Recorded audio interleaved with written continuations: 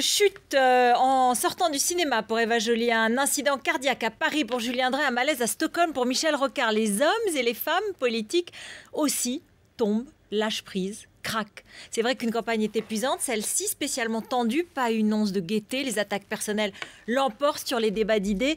La crise impose un ton grave, pas de fête, pas de rire. Pour la candidate verte, elle est spécialement difficile, peu soutenue par ses amis, qui ont le sentiment d'avoir déjà assuré leurs arrières. Avec un accord électoral avec le PS, elle se bat contre les siens presque autant que contre les autres. Combien de fois a-t-elle eu envie de lâcher prise?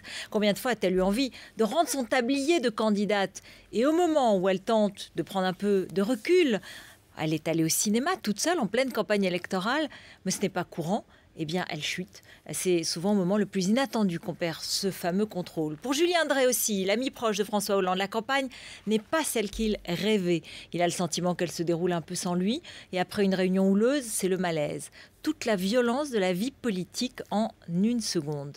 Michel Rocard, lui, à 81 ans, c'est encore un voyageur, un pèlerin, infatigable de ses causes.